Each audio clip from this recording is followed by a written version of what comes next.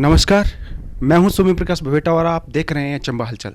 चंबा हलचल में आज हम बात करेंगे सुरेंद्र भारद्वाज जी से। सुरेंद्र भारद्वाज लगातार तीसरी बार जिला कांग्रेस कमेटी के अध्यक्ष बने हैं। 2 बार एमएलए रह चुके हैं। तीसरी बार एमएलए बनते तो मंत्री बनते, लेकिन किसी कारणवश इन्हें ये मौका नहीं मिल पाया। काफ़ी शरीफ लीडर के तौर पर माने जाते हैं।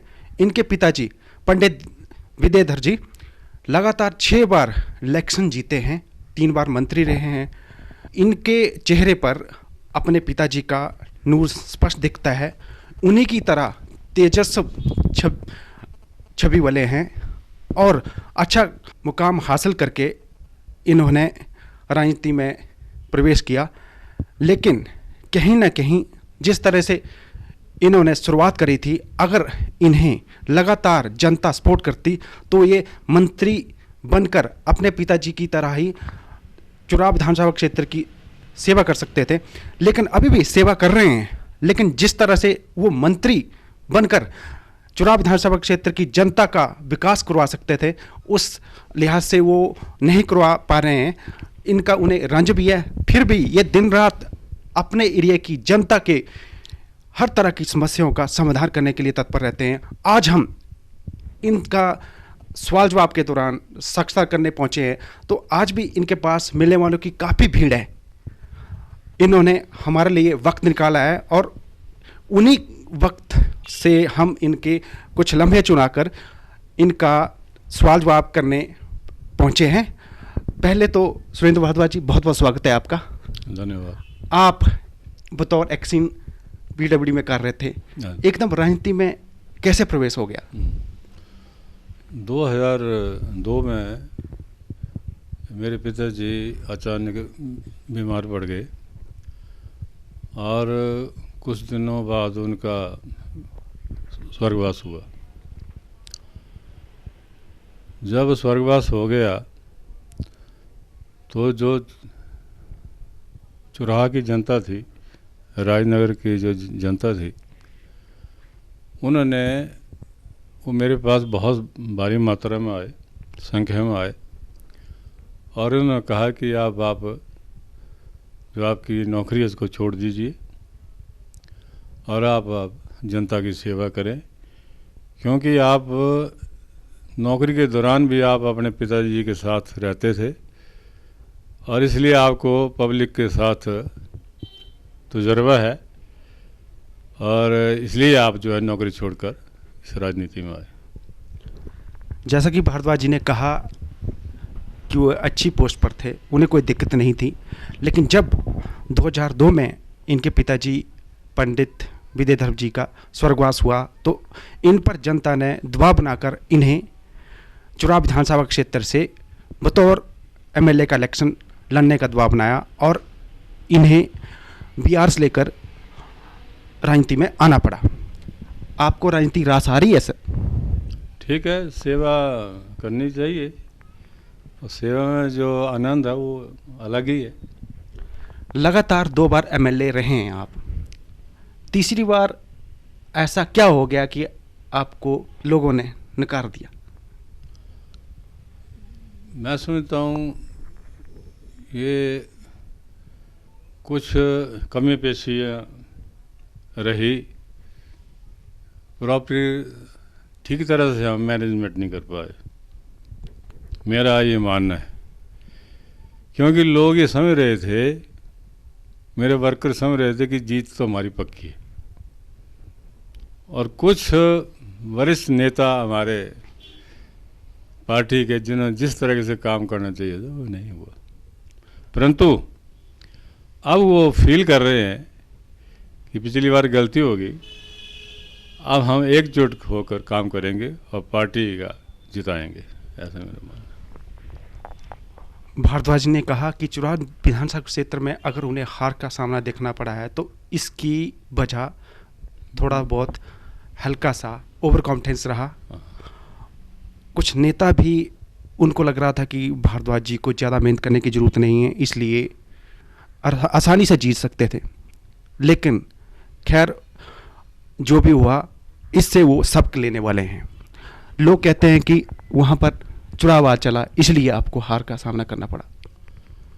नहीं, चुनावाद की तो बड़ी वजह नहीं रही, थोड़ा बहुत शायद इसका फर्क पड़ा है, मैं मानता हूँ। परंतु राजनीति जो है वो क्षेत्रवाद से नहीं चलती, कुछ समय के लिए तो चल सकती है। और मैं समझता हूँ कि अब लोगों को इस चीज़ का एहसास हुआ है कि हमने ये गलती की है, दोबारा इसको हम दोहराएंगे नहीं।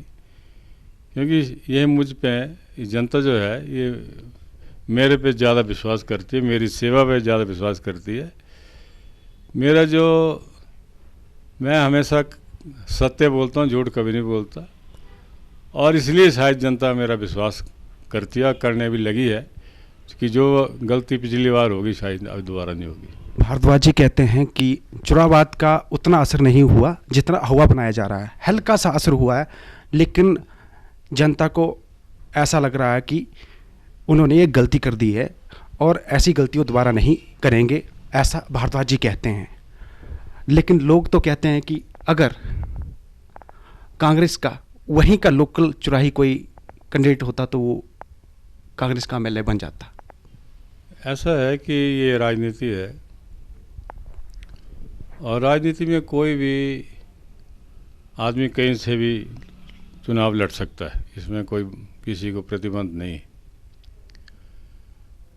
परंतु राजनीति में बहुत सारी चीज़ें देखी जाती है। राजनीति में देखा जाता है कि इसका परिवार कैसा है और उस परिवार का क्या योगदान है। जैसे मैं पहले आपको बता चुका हूँ कि मेरे पिताजी स्वर्गीय श्री विद्याधर जी ने सारी उम्र इस इलाके की सेवा की है, और मैंने भी सरकारी में सेवा में मैं है रहा, तीसा में मैंने सेवाएं दी है, तो लोगों को वो सेवाएं याद हैं। तो क्षेत्रवाद मैं समझता हूँ अब वो दूर की बात हो गई, अब उसमें कोई दाम नहीं है, वो आगे चलने वाला नहीं। आपके एरिया में एक नाम चर्चा में है, प्रकाश भुटानी। वो कहते हैं कि भारद्वाज जी ने सिर्फ गिने चुने लोगों को ही अपने साथ चलाया हुआ है और उन्हीं का काम करते हैं और जनता त्रस्त है। अब आप देखें कि जय किसी भी गांव, किसी भी एतीसा में जाता हूँ, चांजू जाता हूँ, चरड़ा में जाता हूँ, टिकरीगढ़ में है, जसौरगढ़ में है, बैरागढ़ में है, जजाकोटी में है, आयल पंचायत में है, हिमगिरी पंचायत में है, तो मेरे साथ कौन लोग होते हैं?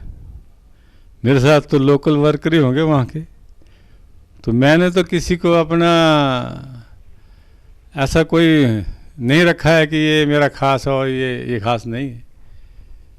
तो मैं तो वर्कर के बीच में जाता हूँ, उनकी बात सुनता हूँ, उन्हीं के कहने पे काम करता हूँ। ये जो आरोप है ये निर्धार झूठ है। भारद्वाज साहब कहते हैं कि प्रकाश भुटानी बिल्कुल झूठ बोल रहे हैं, क्योंकि जहाँ पर भी वो जाते हैं चुराव विधानसभा क्षेत्र की जनता के बीच में तो वो कांग्रेसी ही होते हैं, इसमें खास होने की बात नहीं। फिलहाल प्रकाश भुटानी के आरोप को उन्होंने बिल्कुल नकार दिया है। उनका आरोप ये भी है कि आपने उनकी लगातार ट्रांसफ़र करवाई 3 बार। नहीं, मैं तो समझता हूँ वो यदि सरकारी नौकरी में है तो ट्रांसफ़र तो झेलनी पड़ेगी। ट्रांसफ़र तो सरकार करती है या जो उनके ऑफिसर वो करते हैं, किसी के बोलने में थोड़ी होती है ट्रांसफ़र। यदि किसी का आचार व्यवहार ठीक है, काम अच्छा करता है तो ट्रांसफ़र नहीं होगी।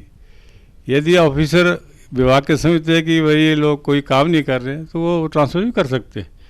ये भी मैं समझता हूँ ये जो आरोप है ये बिल्कुल निर्धारित बिल्कुल झूठ है। मैं इसको पूर्ण रूप से खारिज करता हूँ।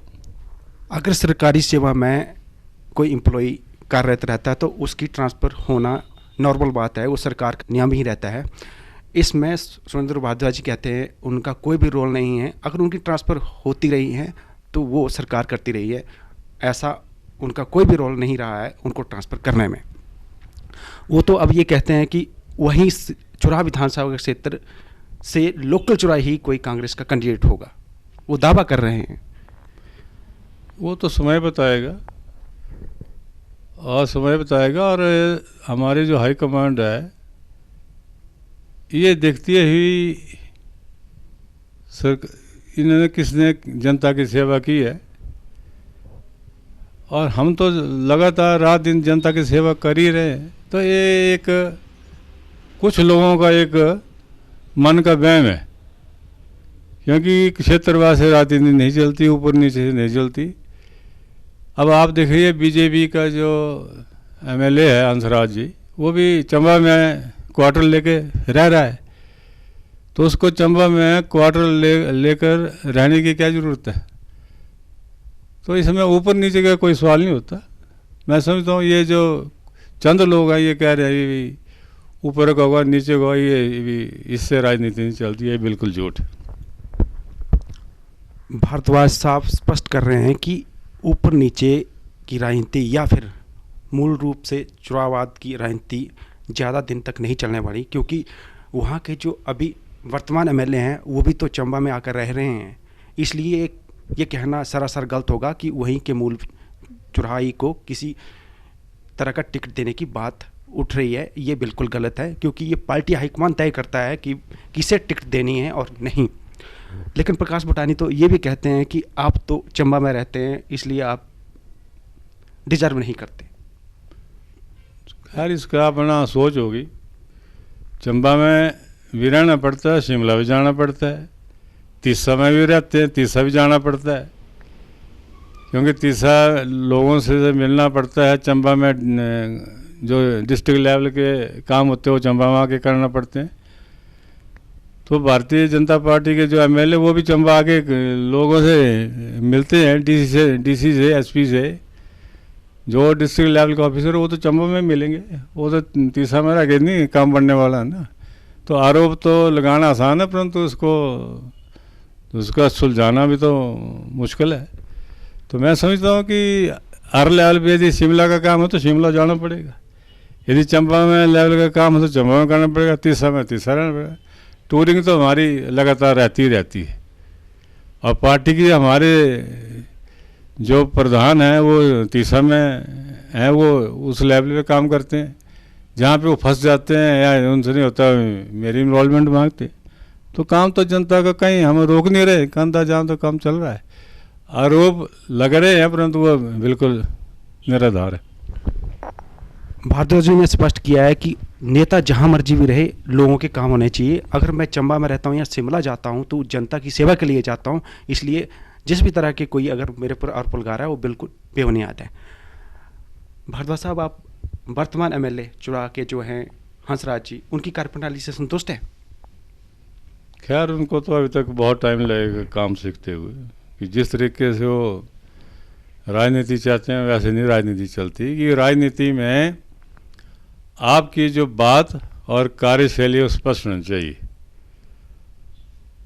तो अब वो जो प्रेजेंट के वर्तमान में जो विधायक हैं श्री हंसराज जी, काम सरकार करती है, कांग्रेस सरकार करती है, वो चाहते हैं कि मेरा नाम चले, तो वो कैसे होगा।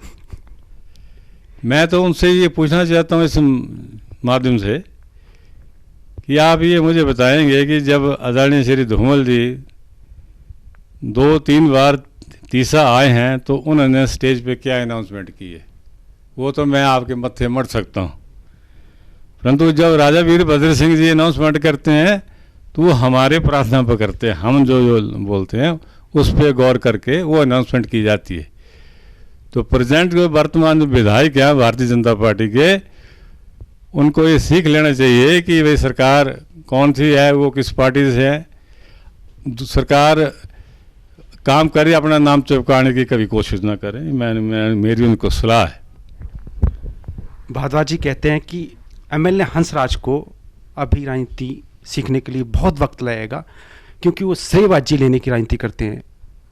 इन्होंने उनसे जवाब तलब किया है कि जब धूमल जी आए हैं चुराव विधानसभा क्षेत्र में तो उन्होंने ऐसी कौन सी घोषणा कर दी जिसका वो श्रेय ले सकते हैं, जबकि भारद्वाज जी के टाइम जब भी वीरभद्र जी आए हैं तो वहाँ पर कई घोषणाएं की हैं जिसका फ़ायदा जनता को मिल रहा है। आपका मतलब ये है कि उनको अभी राजनीति बिल्कुल नहीं आती? मैं सोचता इसमें टाइम लगता है, कोई राजनीति इतनी तो है नहीं कि अभी आए और 4 दिन और राजनीति सीखी गए। अभी इनको जनता की सेवा करनी, पड़ेगी, सेवा करनी चाहिए। सेवा के जरिए पता लगता है कि राजनीति कैसे होती है और करनी चाहिए। भाजपा के लोग आरोप लगाते रहे हैं कि चुरा विधानसभा क्षेत्र का विकास आपके कार्यकाल में नहीं हुआ, क्या ये सच है? तो मैं उनको भी वो चैलेंज करता हूँ कि अपने कार्यकाल में बताएं कि उनके कार्यकाल में क्या हुआ है। अब भाजपा कार्यकाल बताएं कि कोई आप कि कोई प्राइमरी स्कूल खोला है कोई भारतीय जनता पार्टी ने, बताए। एक डिस्पेंसरी खोली है, बताएं। तो आज चुराहा में जो भी विकास है, स्कूलों का है, हेल्थ सेंटर का है, पीएचसी का है, आयुर्वेदिक डिस्पेंसरी का है, रोड्स है, बिजली है, डिग्री कॉलेज है, तो ये किसकी कब से हुआ है? वो आंकड़े हैं कि इस सन में ये सारे हुए। तो भारतीय जनता पार्टी के तो सिर्फ झूठ बोलने की जो राजनीति है वो ही है, बाकी उसमें दरअसल में कुछ भी नहीं। तो भारद्वाज साहब, आपको चुरा विधानसभा क्षेत्र की ऐसी कौन सी मूलभूत समस्याएं लगती हैं जिनका अभी समाधान होना है? मैं समझता हूँ कुछ इलाके रहे हैं अभी तक, जैसे आइल पंचायत है और बनंतर पंचायत है, इसमें से अभी तक डेवलपमेंट अभी और होने की गुंजाइश है। बाकी जितनी पंचायतें हैं लगभग हमने कोशिश की है कि हर पंचायत को सड़क से जोड़ा जाए। आप देखिए कि भाई मंगली तक, लास्ट जो गांव पंचायत मंगली है वहाँ तक रोड जा रही है। अब दूसरी साइड चलिए देवी कोठी और हेल टेपे तक सड़क जा रही है मोटरेबल। अब आप नीचे की तरफ उतर आए, नकरोड़ से बराड़ा तक सड़क जा रही है, नकरोड़ से चरड़ा सड़क जा रही है, नकरोड़ से चांजू सड़क जा रही है। और हमने कोशिश बीच से की है कि नकरोड़ से आयल को जोड़ा जाए, वो भी सड़क बन चुकी है, परंतु कुछ अभी काम वहाँ आयल में रहते हैं। बहुत अच्छा। फिर आप ये और देखिए कि प्रीतमास औला रोड बन चुकी है, जहाँ तक लोगों ने ज़मीन देनी, इसका ज़मीन देंगे काम लगेगा। प्रीतमास से कैला रोड का काम लगा हुआ है, आजकल बड़े जोर शोर के काम लगा हुआ है। तो ये मेरे सारे ध्यान में है। मैं समझता हूँ कि यदि लोगों का आशीर्वाद रहा इस बार 2017 के इलेक्शन में, तो हम पूरी 5 साल के अंदर अंदर जो भी कमी पेशी होगी सड़क, बिजली, पानी, वो हम पूर्ण रूप करेंगे। ये मेरा इस माध्यम से, इस चैनल से जनता से प्रार्थना है कि मैं ये करूँगा। अब आप देखिए, जब डेवलपमेंट की बात लगी है, अब एम्प्लॉयमेंट की बात देखिए। अब तीसरा में कोई भी स्कूल खाली नहीं बचा है। ये राजा वीरभद्र सिंह जी की कृपा से एक एसएमसी का एक स्कीम चली, जिसके ज़रिए एसडीएम द्वारा इंटरव्यू लिया गया और क्वालिफाइड लोग उस स्कूल में लगाया गया जहाँ जहाँ वो डिज़र्व करते। तो आज चुराहा तीसरा एरिया में कोई भी ऐसा स्कूल नहीं बचा है जहाँ पे कोई स्टाफ की कमी हो। तो ये भी एक सरकार की बहुत बड़ी ज़बरदस्त उपलब्धि है जो उसने इलाके को दी हुई। भारद्वाज जी कहते हैं चुराहा विधानसभा क्षेत्र के संपूर्ण एरिया में उन्होंने अपने हिसाब से अच्छा विकास किया है, लेकिन ऑयल और बनंतर ऐसी पंचायतें रही हैं, इन्हें लगता है कि वहाँ पर विकास की दरकार है और वहाँ पर वो विकास करवा भी रहे हैं। और वर्ष 2017 विधानसभा चुनाव में अगर इन्हें मौका मिलता है तो चुराहा विधानसभा क्षेत्र की ये तकदीर बदलने वाले हैं और इन्हें पूरा भरोसा है कि वो वहाँ की जनता इन्हें आशीर्वाद देगी। आप जिला कांग्रेस कमेटी के अध्यक्ष हैं, तीसरी बार बने हैं, तो राजनीतिक हालात आपको कैसे दिख रहे हैं कांग्रेस के चंबा में? वैसे तो सारे प्रदेश का देखा जाए तो राजा वीरभद्र सिंह जी के नेतृत्व में और सुखविंदर सुक्खू जी के नेतृत्व में पार्टी अच्छी चल रही है, सरकार अच्छी चल रही है, पार्टी अच्छी चल रही है। और हर जगह हम कोई ना कोई हमारे पास भी रिपोर्ट्स आती है कि इस बार जो है राजा वीरभद्र सिंह जी 7वीं बार मुख्यमंत्री जरूर बनेंगे, क्योंकि जिस तरीके से इन्होंने विकास किया है, लोग विकास देख रहे हैं और ये आस लगाए बैठे हैं कि राजा साहब 7वीं बार एक दफ़ा फिर मुख्यमंत्री के तौर आसीन होंगे। रही चंबा की बात, चंबा में ऐसा है कि उधर आशा कुमारी जी हैं, माननीय विधायक हैं हमारी डलहौजी कंस्टिट्यूंसी से, अपने एरिया में अच्छा काम कर रहे हैं, पार्टी के अच्छे काम कर रहे हैं, एरिया में अच्छा बहुत काम हो रहा है। भटियात है कुलदीप सिंह जी पठानिया, वो भी बड़ी अच्छी काम कर रहे हैं, रात दिन लगे हुए हैं। आदरणीय श्री भरमौरी जी हैं, भरमौर पांगी के विकास के लिए उन्होंने कोई कसर नहीं छोड़ी है। और इस तरफ चुराह के एरिया में तो मैं तो रात दिन काम कर ही कर रहा हूँ, वो आप भी देख रहे हैं सारे। चंबा में भी पार्टी और कांग्रेस सरकार के काम की गति तो है, और यहाँ पे पवन नैयर जी और धीरज नैयर जी ये काम कर रहे हैं।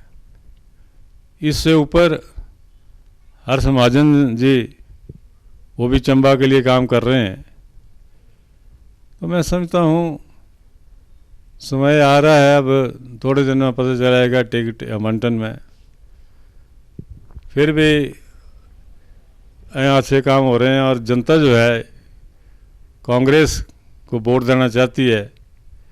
जैसे समय आएगा मैं समझता हूँ वैसे ही टिकट आवंटन हो गए, परंतु जनता का जो मूड है वो कांग्रेस की तरफ। भाता जी ने कहा कि राजा वीरभद्र सिंह के नेतृत्व में प्रदेश सरकार बड़ा अच्छा काम कर रही है और उन्हें उम्मीद ही नहीं पूरा भरोसा है कि इस बार फिर से कांग्रेस रिपीट करेगी। और इन्होंने खुद कहा कि हर विधानसभा क्षेत्र के जो भी कांग्रेस के नुमाइंदे हैं वो अच्छा कार्य कर रहे हैं, और हर्ष महाजन का भी इन्होंने जिक्र किया है, और हर्ष महाजन चंबा के लोगों का अच्छे तरीके से काम कर रहे हैं। आपने हर्ष महाजन का जिक्र किया है, आपको नहीं लगता कि उन्हें चंबा में आकर मोर्चा संभालना चाहिए? हाँ, बड़ा अच्छा प्रश्न किया आपने, क्योंकि हर्ष महाजन जी कुछ अरसे से शिमला में है और उनके जाने से फर्क तो पड़ा है कांग्रेस को चंबा में। वो एक बड़े दिग्गज नेता है, अनुभवी है, और वो जानते हैं कि कैसे पार्टी और सरकार चलती है, उनको पूरा अनुभव है। वैसे तो हमने भी बात की, उनसे प्रार्थना की है कि अब आप चंबा आते हैं तो जो ये गैप पड़ा हुआ है किसी कारणवश, कारण कुछ भी हो सकते हैं, वो शायद ख़त्म हो जाएगा। तो हमारी तो उम्मीद है, आशा है कि हर्ष महाजन जी आए और इलेक्शन लड़े।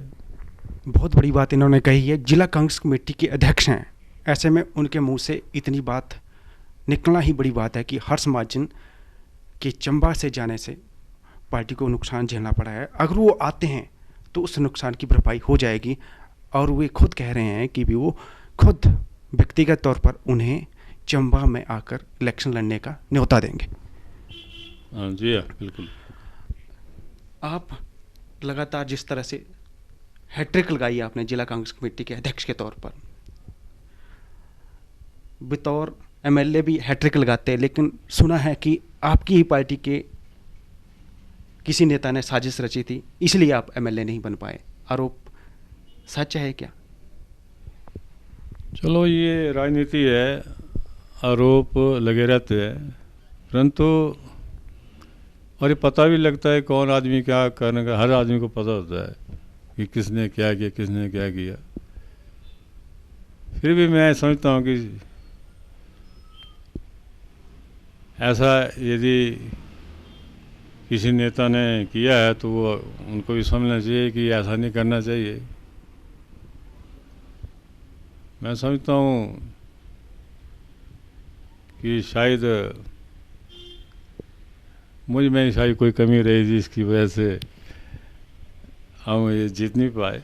चंबा विधानसभा क्षेत्र की राजनीति जो है बहुत प्रदेश में बड़ा नाम रखती है, खासकर हर्ष महाजन की वजह से। जब से वो नहीं लड़ रहे हैं, कांग्रेस यहाँ पर हार रही है, आपको क्या वजह लगती है वैसे?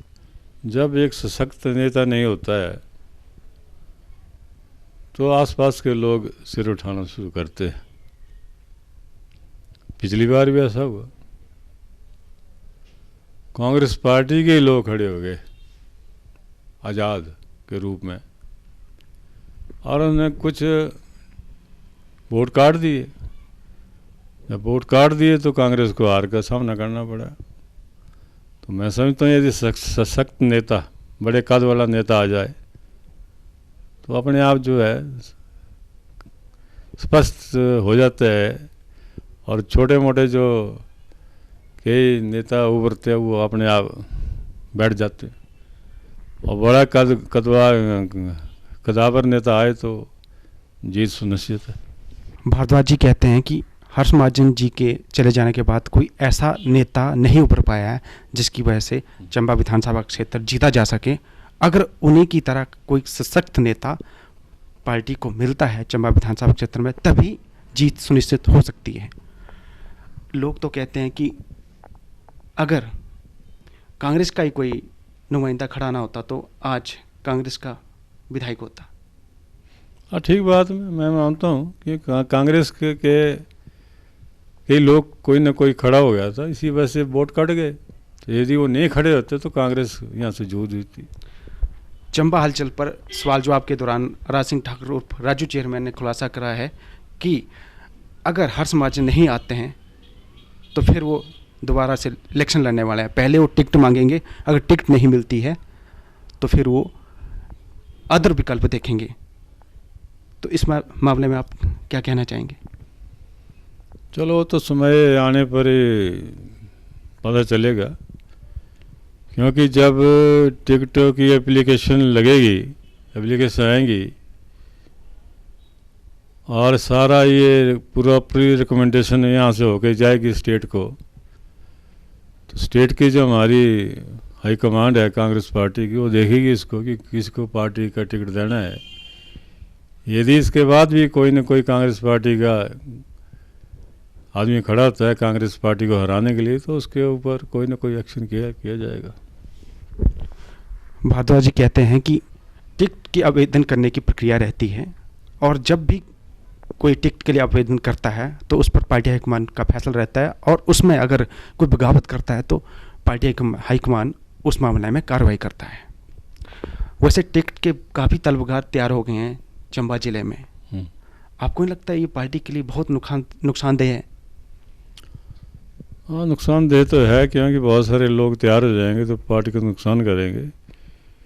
इसी को मद्देनज़र रखते हुए हमने श्री हर्ष महाजन जी को कहा कि वो आते हैं तो शायद ये फिर स्थिति जो क्लियर हो जाएगी।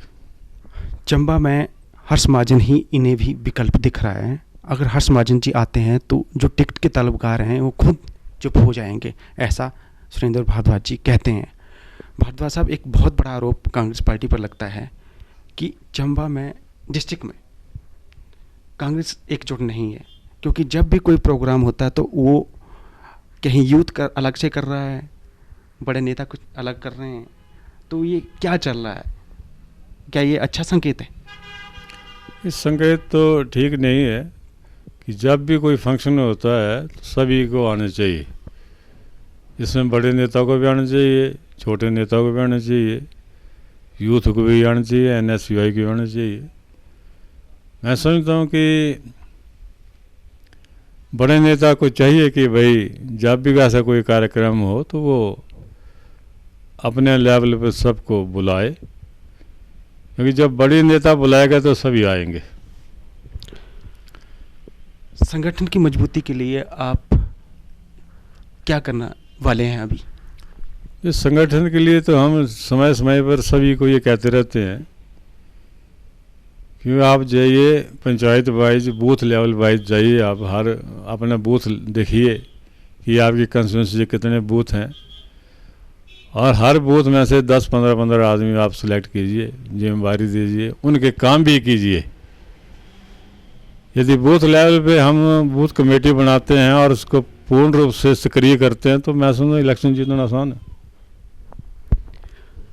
भारद्वाज जी कहते हैं बूथ लेवल पर हम मजबूती के लिए युवाओं को जोड़ रहे हैं, यूथ को जोड़ रहे हैं, ताकि बूथ लेवल पे जब कोई संगठन मजबूत हो जाता है तो विधानसभा चुनाव जीतना आसान हो जाता है। तो इसलिए ये संगठन की मजबूती के लिए समय समय पर मीटिंग भी करते रहते हैं और भविष्य में भी वो मीटिंगों का दौर जारी रखेंगे। ये थे सुरेंद्र भारद्वाज जी।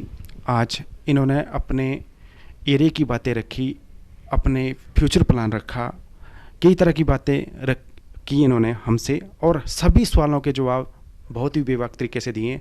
तो आज हम इनका सवाल जवाब का जो कार्यक्रम है यहीं संपन्न करते हैं। अगली कड़ी में हम नई शख्सियत लेकर आएंगे। तब तक के लिए बहुत बहुत धन्यवाद।